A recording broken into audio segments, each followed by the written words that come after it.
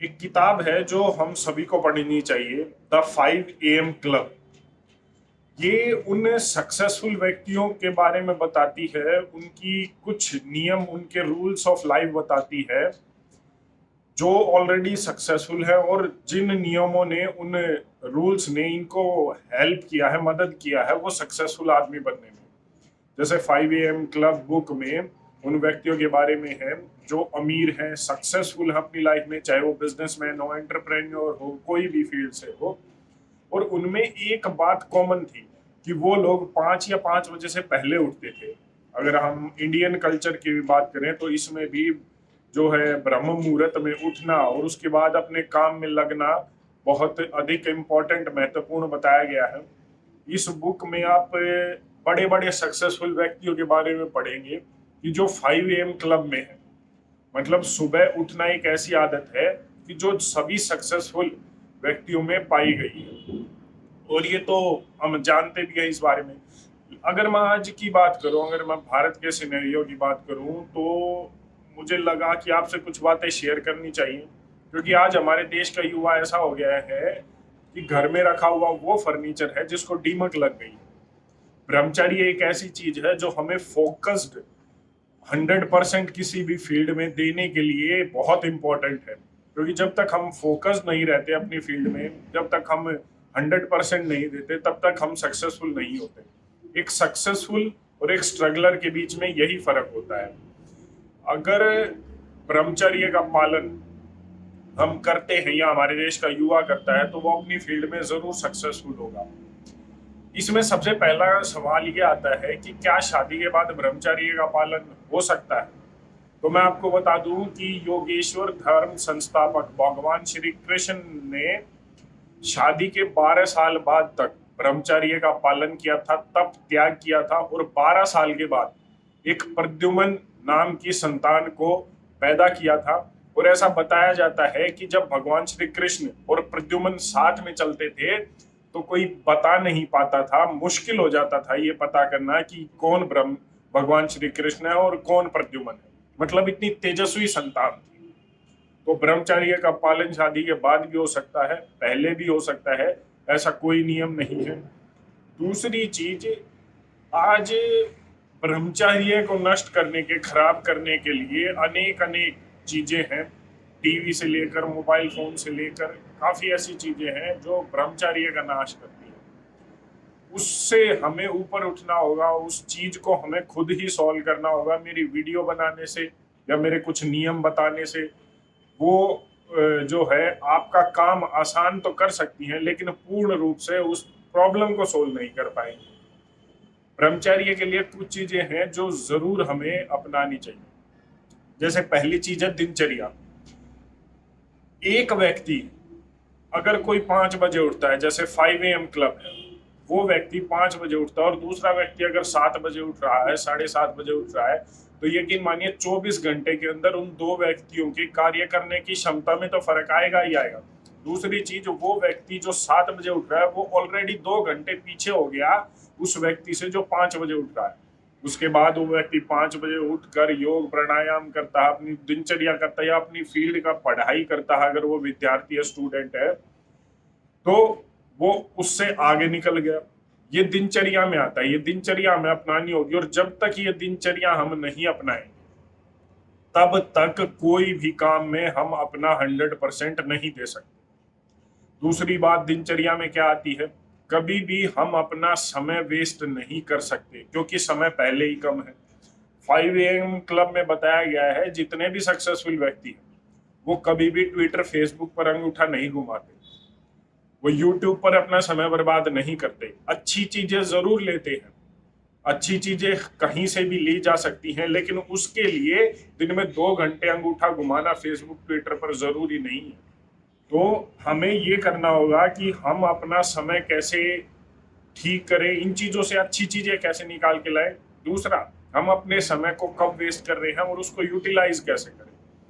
दूसरी चीज जो ब्रह्मचारी में सबसे इंपॉर्टेंट है वो है भोजन। आज खाने के ऊपर सबसे ज्यादा पैसा खर्चा जा रहा है और सबसे खराब खाना हम खा रहे हैं। अगर किसी भी स्टूडेंट को, विद्यार्थी को, किसी भी स्ट्रगलर को, किसी भी फील्ड में हो, अगर खाने के ऊपर उसका कंट्रोल नहीं है तो पहली बात, वो ब्रह्मचर्य का पालन नहीं कर सकता, क्योंकि नमकीन, मिर्च, मसालेदार खाने से कभी भी ब्रह्मचर्य का पालन नहीं किया जा सकता। दूसरी बात, आज 130 करोड़ की जनसंख्या है हमारे देश की, लगभग 80 करोड़ लोग किसी ना किसी बीमारी से ग्रस्त है, वो सिर्फ भोजन की वजह से है।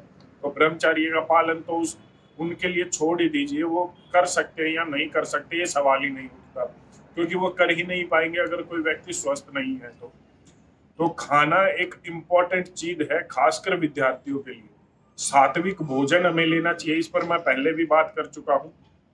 सात्विक भोजन अगर विद्यार्थी लेगा तो वो फोकस्ड रहेगा, संकल्पित रहेगा और अपना 100% अपनी चीजों में दे पाएगा। दूसरी, जैसे इसमें भी खाने में हमें ये देखना चाहिए कि जैसे रिफाइंड ऑयल का इस्तेमाल ना करे, आयोडीन नमक का इस्तेमाल ना करे, उसके बाद खाने का समय, इनकी बजाय हम देसी गाय का घी, देसी गाय का दूध और जो है काला नमक या सेंधे नमक का इस्तेमाल करें, बाहर का खाना ना खाए। उससे क्या होगा, हमारी फोकस जो हम होंगे, वो हमारी एनर्जी यूटिलाइज होगी हमारे जो फील्ड है उसमें। दूसरा, जैसे बीमारियों के बारे में मैंने बताया, आज गेहूं का चलन बहुत ज्यादा है। तो गेहूं का क्या है, भारत में लगभग 10 करोड़ लोगों को officially health department, government of India बताता है कि डायबिटीज है 10 करोड़ लोगों को। 8 से 9 करोड़ लोग प्री डायबिटीज है, मतलब उनको कभी भी डायबिटीज हो सकती है। ये तभी से शुरू हुआ है जब से जो है गेहूं का चलन बढ़ा है। इससे पहले हम या तो जौ का आटा खाते थे या सतनाज जिसको बोलते हैं उसको खाते थे, मतलब कई अनाज उसमें मिलाए जाते थे। अगर आप स्टूडेंट, अगर आप विद्यार्थी है, युवा है, ब्रह्मचर्य का पालन करते हैं, तो आपको गेहूं कम खाना चाहिए और ज्यादा अनाज ज्यादा खाना चाहिए। सबसे अच्छा होता है जौ का आटा, क्योंकि वो फाइबरस फूड होता है और अपने आप में हमें कह सकते हैं कि वो एक कंप्लीट फूड होता है। तीसरी चीज जो आती है वो और भी अधिक महत्वपूर्ण है और उसमें है योग प्राणायाम। 5 बजे उठना या उससे पहले कभी भी उठना, ब्रह्म मुहूर्त में उठना, उसके बाद कम से कम 45 मिनट योग करना, व्यायाम करना। अगर हम ये करते हैं 45 मिनट, तो ये 45 मिनट पूरे 24 घंटे काम करती है। मतलब हमारा एनर्जी लेवल उस व्यक्ति से काफी ज्यादा रहेगा जो 7 बजे उठता है। ब्रह्मचर्य का पालन और अच्छा खाना हमें हमारे शरीर में डिटॉक्सिफिकेशन तो करेगा ही हमारे शरीर की, उसके साथ साथ हमारे एनर्जी लेवल को भी बढ़ाएगा, हमें स्वस्थ रखेगा।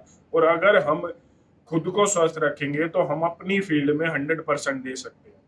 हम उस एनर्जी को उसी में लगा सकते हैं, फोकस्ड रह सकते हैं, ताकि हम स्ट्रगलर से सक्सेसफुल बने। ये कुछ चीजें हैं, जैसे खाना समय पर खाना, सुबह का भोजन 8 से 9 बजे के बीच में कर लेना।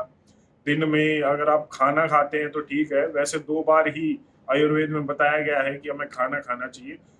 रात का खाना स्पेशली 7 बजे से पहले तक हमें कर लेना चाहिए। अगर आप स्टूडेंट है, विद्यार्थी है, ब्रह्मचर्य का पालन करते हैं, तो सीजनल फ्रूट्स हमें खाने चाहिए। उसके बाद फाइब्रस फूड हमें ज्यादा खाना चाहिए। देसी गाय का दूध ब्रह्मचर्य के पालन में काफी सहायता करता है। ब्रह्मचर्य एक ऐसी चीज है जो हमारे देश के यूथ को समझनी ही होगी अगर हमें अपने देश को आगे लेकर जाना है। और स्पेशली मतलब अगर हमारे यूथ को कुछ करना है। इसमें एक और बात आती है, वो आती है कि एक भाई ने कमेंट भी किया था, अगर वो इस वीडियो को देखे तो कमेंट जरूर करना। उसने कहा था कि आप तो इन नियमों का पालन करते होगे तो आप बॉडी क्यों नहीं बनाते। तो मुझे इसमें ऐसा लगता है कि बॉडी बनाना जरूरी नहीं है।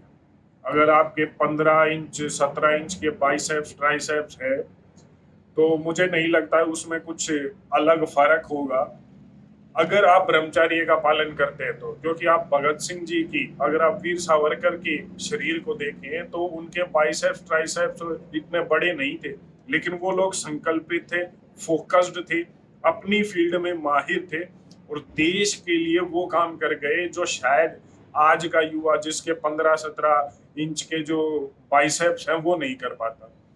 ये जो प्रोटीन विटामिन ये जो आजकल आ रहे हैं डिब्बा बंद, इनसे दूर रहें क्योंकि ये बीमारियों का घर है। इनमें अधिकतर स्टेरॉइड्स हैं। स्टडीज आई हैं कि स्टेरॉइड्स का इस्तेमाल होता है, इस पर कभी डिटेल में बात करूंगा। और इसका ये डायरेक्ट असर डालते हैं हमारी किडनी पर, हमारे लीवर पर और हमारे डाइजेस्टिव सिस्टम, मतलब पेट और पेट के आगे का जो हमारा पाचन तंत्र है उस पर। तो उसके लिए बहुत ज्यादा खतरनाक है।